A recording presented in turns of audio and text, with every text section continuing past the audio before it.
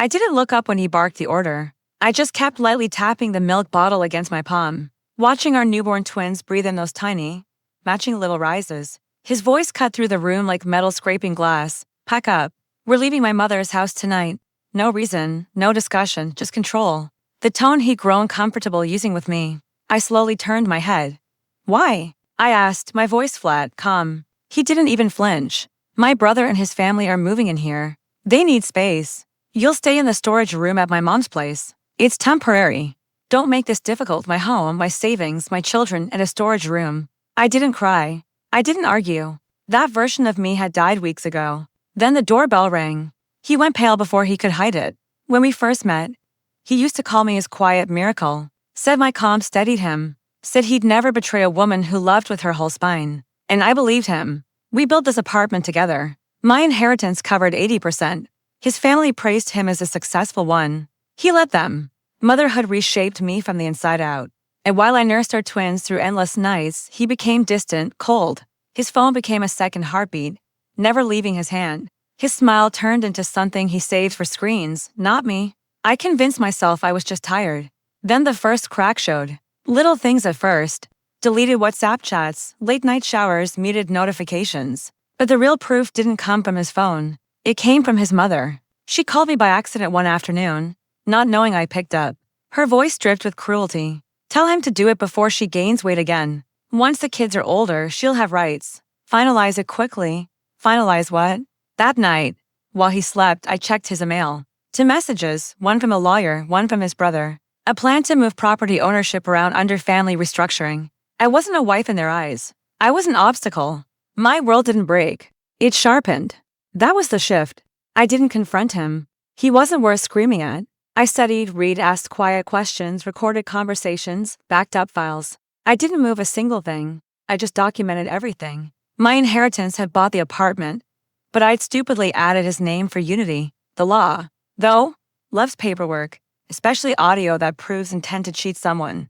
And because fate has a twisted sense of timing, the day he told me to move out was the same day my silent preparation became a plan. Step 1, move my personal money into a private trust he couldn't touch. He had no idea it existed. Step 2, legal protection. I met with a lawyer, not for divorce, but to secure my rights and lock away every piece of evidence. Step 3, reputation pressure. He worshipped his image more than marriage, more than fatherhood. So I prepared a letter that didn't aim to ruin him, just to strip away the mask he loved. Step 4, return to the scene. So when he told me to pack, I didn't shake. I just whispered, all right, be ready then. He smirked, thinking I was giving in. But when the doorbell rang, his face drained of color. He recognized the knock. He just prayed I didn't. I carried one twin in my arms and opened the door. 2 officials stood there, the family property investigation team, holding recordings, emails, and voice notes from him saying, she's just the mother of my kids. She'll leave quietly once she has nowhere to go. Behind me, he stumbled forward, sweat rising like steam. Why would you do this? He hissed. I didn't look at him. I didn't, I said. You did. The officials gently asked if I wanted to stay in the apartment during the legal process. I nodded. He tried to butt in, but the official cut him off. In situations involving coercion, mothers with infants get primary housing protection. His knees buckled. His brother showed up moments later with his wife and their luggage, stopping cold in the hallway once he realized there would be no triumphant takeover. I didn't block them.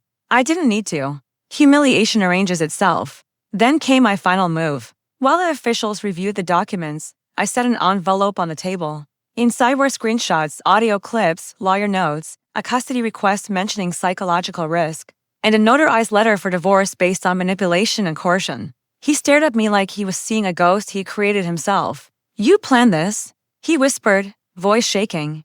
I finally met his eyes. I carried children while you carried lies. We both brought something into this world. Mine were human. Yours are consequences. His mother called that night. He didn't answer. Later, I tucked my twins into their crib. The apartment was quiet except for their soft breaths. No celebration. No gloating. Just a clean, steady peace. He thought quiet women don't fight. And he was right. We don't fight. We finish.